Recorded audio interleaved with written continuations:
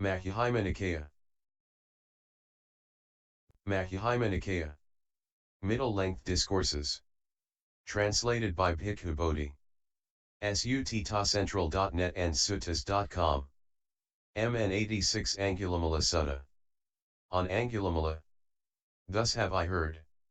On one occasion the Blessed One was living at Savatthi in Jeta's Grove, Anathapindika's park. Now on that occasion there was a bandit in the realm of King Pasenadi of Kosala named Angulimala, who was murderous, bloody-handed, given to blows and violence, merciless to living beings. Villages, towns, and districts were laid waste by him. He was constantly murdering people and he wore their fingers as a garland. Then in the morning, the Blessed One dressed, and taking his bowl and outer robe, went into Savatthi for alms. When he had wandered for alms in Savatthi and had returned from his alms round, after his meal he set his resting place in order, and taking his bowl and outer robe, set out on the road leading towards Angulimala. Cowherds, shepherds, and ploughmen passing by saw the Blessed One walking along the road leading towards Angulimala and told him, "Do not take this road, recluse. On this road is the bandit Angulimala, who is murderous, bloody-handed, given to blows and violence, merciless to living beings. Villages, towns, and districts have been laid waste by him. He is constantly murdering people and he wears their fingers as a garland. Men have come along this road in groups of 10, 20, 30, and even 40, but still they have fallen into Angulimala's hands." When this was said the Blessed One went on in silence. For the second time, for the third time the cowherds, shepherds, and ploughmen told this to the Blessed One, but still the Blessed One went on in silence. The bandit Angulimala saw the Blessed One coming in the distance. When he saw him, he thought, "It is wonderful, it is marvellous. Men have come along this road in groups of 10, 20, 30, and even 40, but still they have fallen into my hands.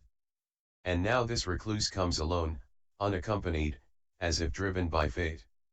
Why shouldn't I take this recluse's life?" Angulimala then took up his sword and shield, buckled on his bow and quiver, and followed close behind the Blessed One. Then the Blessed One performed such a feat of supernormal power that the bandit Angulimala, though walking as fast as he could not catch up with the Blessed One, who was walking at his normal pace. Then the bandit Angulimala thought, "It is wonderful, it is marvellous. Formerly I could catch up even with a swift elephant and seize it, I could catch up even with a swift horse and seize it, I could catch up even with a swift chariot and seize it, I could catch up even with a swift deer and seize it, but now, though I am walking as fast as I cannot catch up with this recluse who is walking at his normal pace."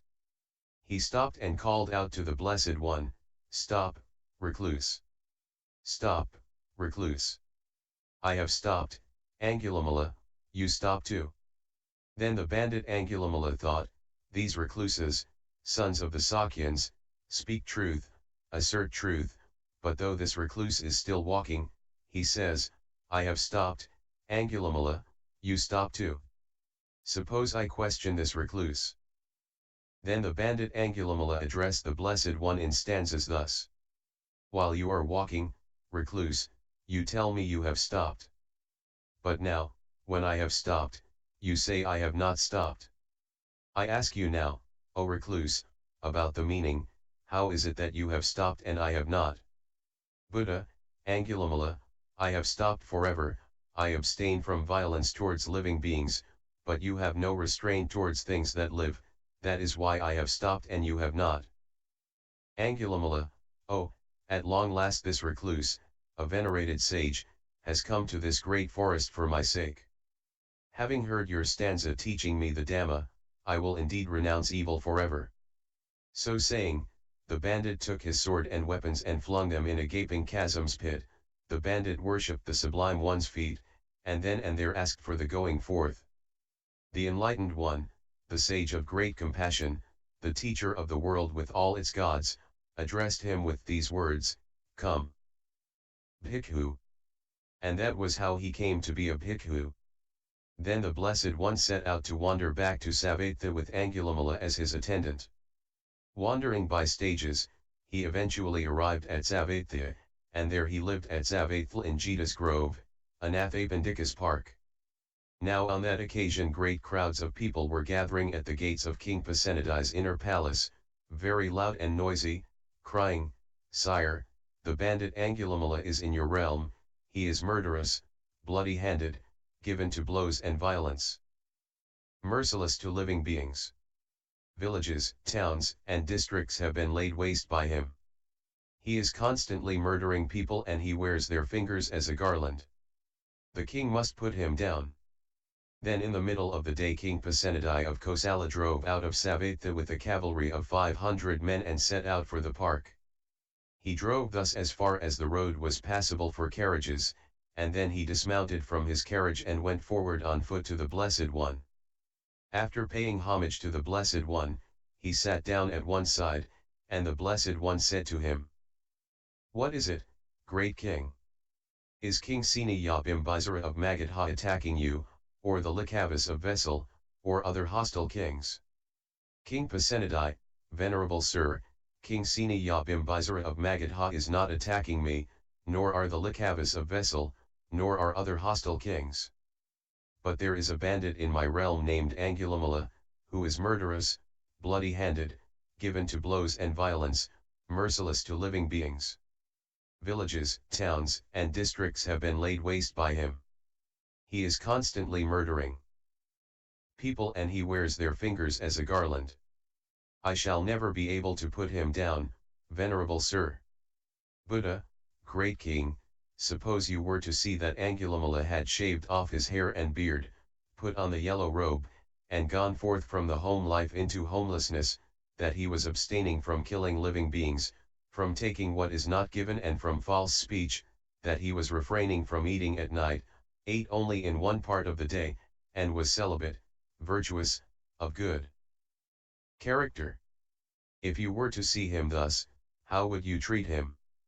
King Pasenadi, "Venerable Sir, we would pay homage to him, or rise up for him, or invite him to be seated, or we would invite him to accept robes, alms food, a resting place, or medicinal requisites, or we would arrange for him lawful guarding, defense, and protection.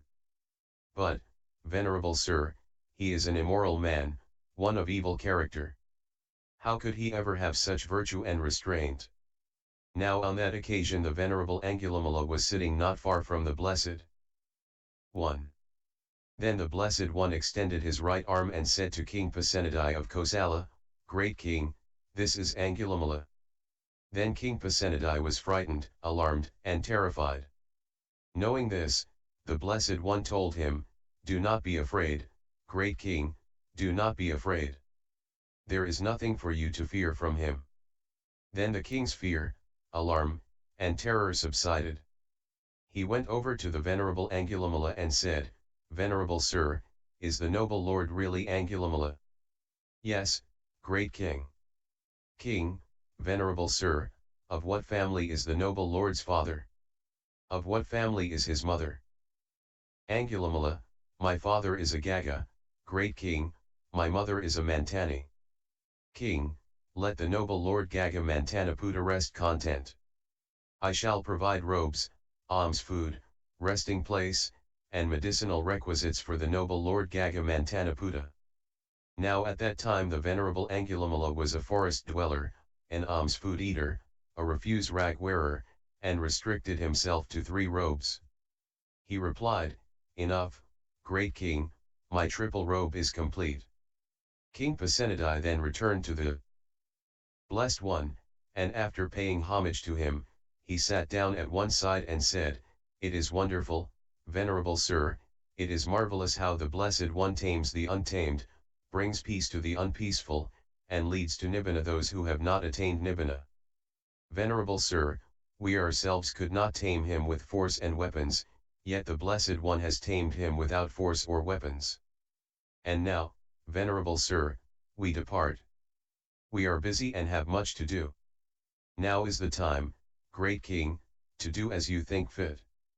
Then King Pasenadi of Kosala rose from his seat, and after paying homage to the Blessed One, keeping him on his right, he departed. Then in the morning, the Venerable Angulimala dressed, and taking his bowl and outer robe, went into Savatthi for alms. As he was wandering for alms from house to house in Savatthi, he saw a certain woman giving birth to a deformed child. When he saw this, he thought, how beings are afflicted. Indeed, how beings are afflicted. When he had wandered for alms in Savatthi and had returned from his alms round, after his meal he went to the Blessed One, and after paying homage to him, he sat down at one side and said, Venerable Sir, in the morning I went into Savatthi for alms. As I was wandering for alms from house to house in Savatthi, I saw a certain woman giving birth to a deformed child. When I saw that, I thought, how beings are afflicted. Indeed, how beings are afflicted. Buddha, in that case, Angulimala, go into Savatthi and say to that woman, Sister, since I was born, I do not recall that I have ever intentionally deprived a living being of life. By this truth, may you be well and may your infant be well. Angulimala, Venerable Sir, wouldn't I be telling a deliberate lie, for I have intentionally deprived many living beings of life. Buddha, then, Angulimala, go into Savatthi and say to that woman, Sister, since I was born with the noble birth, I do not recall that I have ever intentionally deprived a living being of life. By this truth, may you be well and may your infant be well. Yes, Venerable Sir, the Venerable Angulimala replied, and having gone into Savatthi, he told that woman, Sister, since I was born with the noble birth, I do not recall that I have ever intentionally deprived a living being of life. By this truth, may you be well and may your infant be well. Then the woman and the infant became well. Before long, dwelling alone, withdrawn, diligent, ardent, and resolute, the Venerable Angulimala, by realizing for himself with direct knowledge, here and now entered upon and abided in that supreme goal of the holy life for the sake of which clansmen rightly go forth from the home life into homelessness. He directly knew, birth is destroyed, the holy life has been lived, what had to be done has been done, there is no more coming to any state of being. And the Venerable Angulimala became one of the Arahants. Then in the morning, the Venerable Angulimala dressed, and taking his bowl and outer robe, went into Savatthi for alms. Now on that occasion someone threw a clod and hit the Venerable Angulimala's body, someone else threw a stick and hit his body, and someone else threw a potsherd and hit his body. Then, with blood running from his cut head, with his bowl broken, and with his outer robe torn, the Venerable Angulimala went to the Blessed One. The Blessed One saw him coming in the distance and told him, Bear it, Brahmin. Bear it, Brahmin. You are experiencing here and now the result of deeds because of which you might have been tortured in hell for many years, for many hundreds of years, for many thousands of years.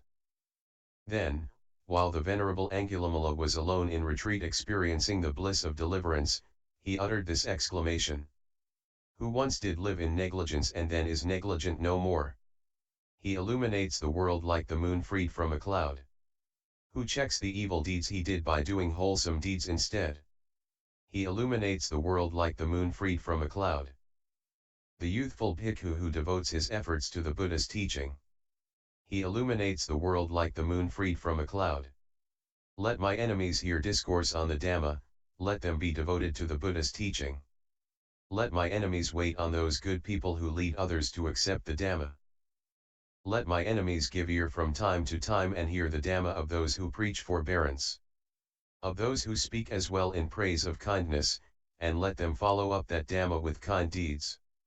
For surely then they would not wish to harm me, nor would they think of harming other beings. So those who would protect all, frail or strong, let them attain the all-surpassing peace. Conduit makers guide the water, fletchers straighten out the arrow shaft. Carpenters straighten out the timber, but wise men seek to tame themselves.